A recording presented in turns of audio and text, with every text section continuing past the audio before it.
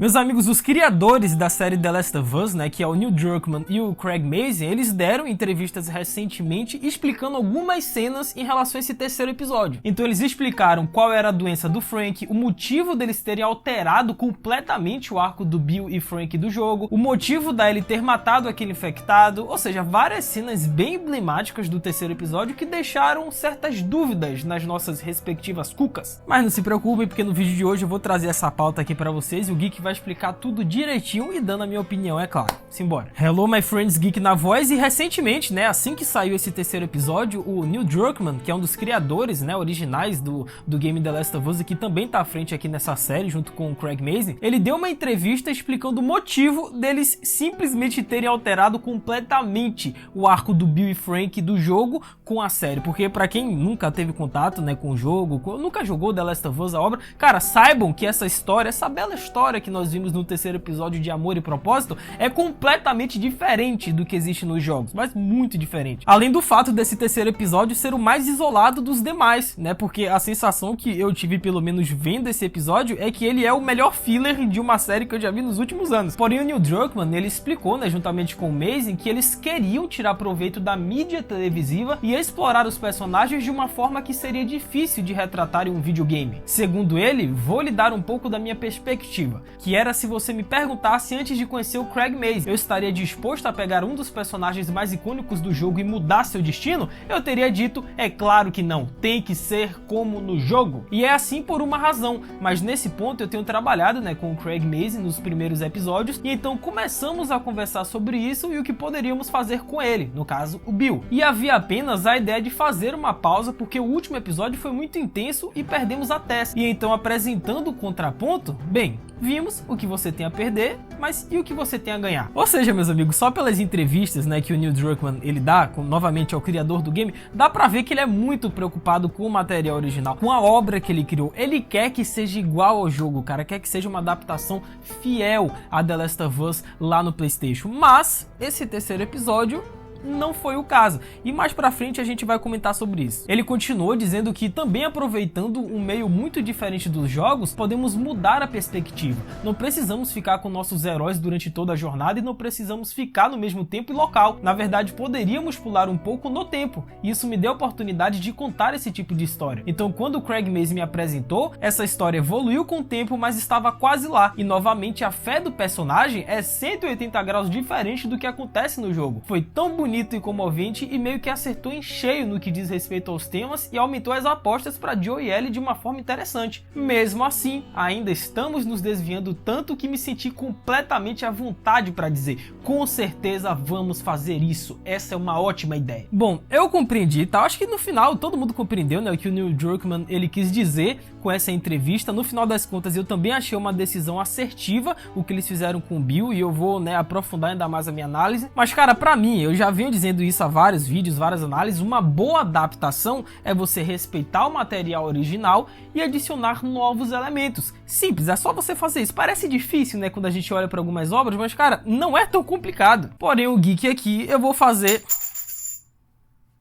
Os vagalumes morreram. Porém, agora aqui eu vou fazer a boa pros dois lados, tá? Eu tenho que trazer a perspectiva tanto do fã quanto da pessoa que nunca teve contato com a obra. Porque eu, enquanto fã de The Last of Us, e vocês sabem que esse é o game que marcou minha vida, é uma das melhores histórias que eu já vi também, eu esperava algo completamente diferente. Cara, sem a ajuda do Bill, o Joe e a Ellie provavelmente estariam mortos em Lincoln. Se não fosse o help do cara, tanto nos momentos tensos quanto na bateria do carro, o Joe jamais teria conseguido o carro para poder seguir caminho. Então o Bill é um dos personagens mais importantes do universo de The Last of Us. E o que eu aguardava para esse terceiro episódio era justamente uma expansão do que eu tinha visto lá no game. É claro que a gente já sabia que teria nesse aprofundamento no arco do Bill e Frank, já estava na cara, né, tanto nos trailers quanto materiais promocionais. Isso era necessário sim, eles tinham que aprofundar essa história porque basicamente não existia nos jogos, tá? Ficava nas entrelinhas. Mas cara, eu acho que você retirar essa interação que o Joe tem com o Bill lá em Lincoln no game, eu acho que não foi uma das das melhores decisões, tá? Obviamente essa é uma opinião de um fã, de um cara que já jogou e zerou The Last of Us diversas vezes, mas pra quem nunca teve contato com a obra, eu sei que esse terceiro episódio foi uma obra-prima pra você. Mas cara, eu esperava o Byakuya na escola, eu esperava o Bill implicando com a Ellie, eu esperava aquele Bill mais carrancudo, aquele cara sádico, e nós vimos outra pessoa completamente diferente na série, né? Aqui a gente tem um Bill acanhado, um pouco tímido, que não condizem nada com o cara do jogo. De fato, eles mudaram totalmente o arco do Bill. Sim, Geek, então quer dizer que você não gostou do episódio, não gostou das alterações no final das contas. Depende, porque é aquilo que eu disse anteriormente. O que eu vou trazer aqui nesse vídeo, a proposta, são duas perspectivas. É a do fã e a pessoa que nunca teve contato com a obra. Porque se eu for analisar o episódio separadamente, né, que foi o que eu fiz para poder bolar esse texto, esse roteiro, né, da análise do primeiro episódio completa, que eu postei na madrugada da segunda-feira, cara, eu vou encontrar um dos melhores episódios da TV dos últimos anos, né? Se por um breve momento você fechar os olhos e esquecer a história de The Last of Us e aqueles personagens que um dia você já viu, como é o caso de Bill e Frank, cara, você vai achar o episódio uma linda história sobre amor e propósito, porque no final das contas é isso. Então eu, Geek, eu sei fazer esse exercício, tá? Eu sei separar as coisas. Eu sei que tem aquele meu lado mais fã de The Last of Us, que quer ver as coisas bem adaptadas, fielmente, de forma fidedigna, igualzinho ao jogo, porque eu também sou meio chato pra essas coisas, mas eu também sei fechar os olhos e simplesmente me debruçar com 1 hora e 15 minutos de uma pura sutileza artística, porque é o que foi esse terceiro episódio. Porque esse episódio com certeza vai ser indicado ao Emmy, pelo menos nas categorias de roteiro e atores coadjuvantes, né? Se o Nick Offerman ele não for nomeado, minha amiga, porque pode encerrar o Emmy, tá? Tem alguma coisa errada aí. E eu particularmente, eu sei que esse é um momento polêmico, tem pessoas que concordam, discordam, mas cara, eu não achei que foi um episódio que fala sobre lacração. Cara, isso nem se passou pela minha cabeça, porque eu joguei The Last of Us. Eu sei que as coisas são assim durante o game, porque indiretamente isso já existia nos jogos, cara. Pra quem diz que alteraram o personagem do Bill, é porque nunca jogou The Last of Us, né? A orientação do Bill sempre esteve nas entrelinhas. O cara tem revistas de homens sem camisas onde ele mora, cara. Então não é novidade ele ser retratado dessa forma no episódio. Agora, o que me incomodou nesse episódio, né, que eu já salientei também na minha análise, é o fato deles terem mudado justamente a trajetória do Joe e a Ellie junto com o Bill, que é o fato do Bill ter ajudado a galera. Eles retirarem essa parte, que é a interação Bill e Joe no presente, cara, pra mim foi um baque, velho. Parece que o Bill, ele não teve importância alguma pra essa série. Pô, pra história de Joe e Ellie, o Bill ele é inexistente, sabe? Sendo que no game ele é fundamental. Esse episódio claramente existe pra poder ser indicado e nomeado nas premiações, né, gente? Os Emmys da vida, a gente, Globo de Ouro, a gente sabe que no fundo é isso, né? Porque a sensação que eu tive, e eu comentei isso no início, é que esse episódio é um dos melhores fillers que eu já assisti na minha vida. E é um episódio, querendo ou não, experimental do Neil Druckmann. E isso é muito comum, cara. Qualquer série de sucesso e duradoura que você já tenha assistido, sempre tem algum episódio experimental. Sempre tem algum episódio que foge completamente da narrativa, que não tem nada a ver uma coisa com a outra, mas que apresenta um conceito diferente, uma proposta diferente. Como é o caso desse terceiro episódio, que é meio desconexo dos outros, mas traz uma outra abordagem. Cara, em Stranger Things, isso acontece bastante, principalmente na segunda temporada, com o episódio da Kylie. Mano, Breaking Bad, velho. Breaking Bad vocês já assistiram, tem o episódio da mosca, é um episódio que não tem nada a ver com nada, é experimental, é uma ideia diferente, um conceito novo, e é pra isso que servem episódios experimentais. Nesse caso, eu acho que o Neil Druckmann queria colocar a série The Last of Us nas premiações, né, nos Emmys da vida, porque com certeza esse episódio vai ser indicado, né. Mas é claro que eu gostei do desenvolvimento de Bill e Frank, e finalmente eles tiveram a devida atenção na série, né, que infelizmente isso não teve nos jogos, e a gente sempre quis saber. Porém, essa é apenas a opinião do Tio Geek, eu peço por gentileza, com educação, se ofendeu o coleguinha embaixo, que vocês comentem o que vocês acharam. Honesto, sinceridade, cara, vocês gostaram das mudanças? Você achou muito radical? Cara, comenta aí, vamos interagir, porque se tem uma coisa que esse episódio gerou, isso daí não tem como você discordar, independente do que você acredite, ou então tenha como verdade, é que esse episódio gera debate, gera argumentação, e eu adoro quando esse tipo de coisa acontece, cara. É um episódio que deu muita margem pra interpretação, pra discordância, e quando esse tipo de coisa acontece, vocês largam doce nos comentários, e é aí que entra a interação, a argumentação, comentários, a gente debatendo, porque, cara, não existe o certo e errado. Quem sou eu pra julgar o que você achou desse episódio, se você gostou ou não? Cara, vai da tua opinião e tá tudo bem. Mas comenta aí embaixo pra gente trocar aquela ideia de forma civilizada civilizada. Capite com educação, sem ofender o coleguinha. Eu sei que você consegue fazer isso. Que por falarmos no Frank, a gente tem outra pauta bem interessante, que é em relação à doença, né, que acometeu o personagem, que convenhamos que não ficou muito claro nesse terceiro episódio. Porém, com base no que foi mostrado do Frank, depois de desenvolver sua doença, cara, eu acho seguro afirmar que ele desenvolveu a doença de Parkinson.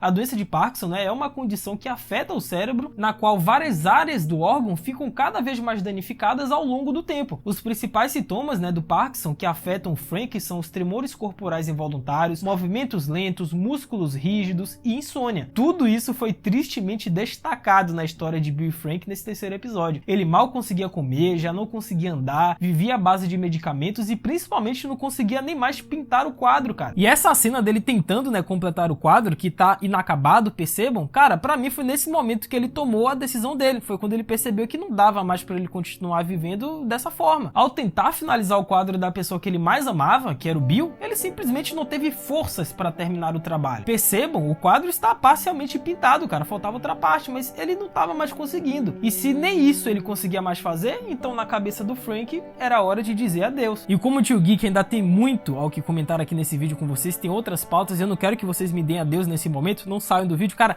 deixa a voadora no like aí embaixo, aproveita que a gente ainda vai comentar muito sobre esse assunto, deixa a voadora, se inscreve no canal, ativa o sininho e principalmente me segue lá no Insta, tá? @LucasMGeek. Me sigam por lá porque eu tô seguindo, eu tô interagindo com vocês, então, velho, tira o print aqui da tela, marca o meu @LucasMGeek que eu vou estar te seguindo, eu vou estar conversando com você. A gente tá fazendo essa integração no Instagram com o YouTube que tá muito legal, cara. A galera lá do Insta sabe disso e tá show de bola. Sendo que o Frank, né, ele afirma que não havia cura para sua doença antes do surto do Cordyceps, o que significa que encontrar um médico agora não iria ajudar muito, né? E isso fornece evidências de que Frank desenvolveu a doença de Parkinson, que infelizmente é incurável no mundo real. E detalhe que o Joe, ele usou a mesma camisa do Frank, né, cara? Mano, ô maldita camisa, hein? Agora, aquela cena da Ellie matando o infectado que tava preso aos escombros, né, que nesse caso era o Stalker, cara, pra mim aquela curta cena tem tantas camadas a serem exploradas ali na personagem da Ellie, na psicologia da personagem, que é muito interessante. Teve aqueles que acharam que a Ellie quis acabar com o sofrimento da criatura porque já não aguentava mais, estava presa aos escombros e seria dali para pior, e teve outras que pensaram de forma diferente, como foi o meu caso, porque para mim o significado dessa cena,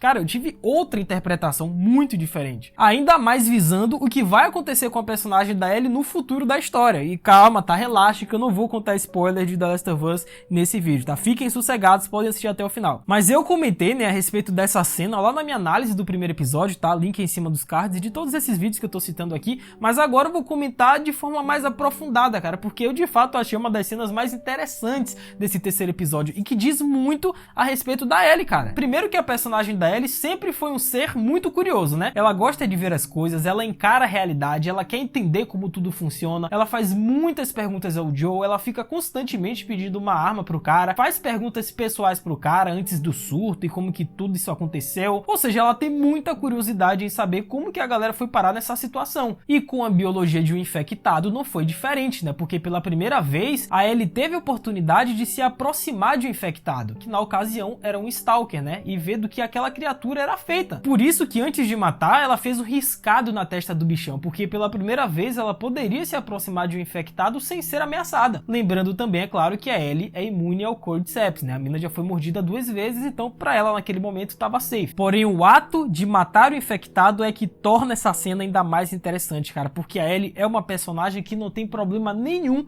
em sujar as próprias mãos. Ela gosta de fazer o trabalho difícil também. Nascida e criada em uma distopia sombria, faz sentido pra Ellie ser madura além da sua idade, sendo que as outras histórias canônicas de The Last of Us nos mostram como que a Ellie era antes de conhecer o Joe, e ela era exatamente igual a hoje, cara. Era teimosa, é curiosa, corajosa, não tinha medo de nada, fugiu do colégio da Fedra diversas vezes, enfrentava a realidade frente a frente, ou seja, ela nunca se oprimiu. A questão é, o Joe surgiu na vida dela, e isso muda absolutamente tudo, porque a personagem da Ellie nesse momento, ela passa a enxergar o Joe como se fosse um espelho pra ela, né? Porque ela quer quer agir como ele, ela quer ter a mesma arma do Joe, ela quer ser corajosa como o Joe, quer matar os infectados como o Joe. Mano, o Joe se tornou uma referência pra personagem da Ellie. Tanto é que no final, né, quando a Ellie ajeita o retrovisor do carro e aparece o Joe, é a comprovação de que de fato a Ellie vê no Joe um espelho, né, literalmente, um exemplo a ser seguido. Fora que ao matar esse infectado, a Ellie expurgou todo o rancor, toda a raiva que ela sentia dos infectados, porque o fato dela estar naquela situação e vivenciar essas situações perigosas ao lado de pessoas desconhecidas é porque um dia o infectado mordeu o braço dela. Não, porque se não fosse esse acontecimento, a Ellie nem existiria praticamente pra gente, né? Ela seria mais uma adolescente comum, vivendo nessas zonas de quarentena, né, no caso de Boston. Ela estaria na escola da Fedra,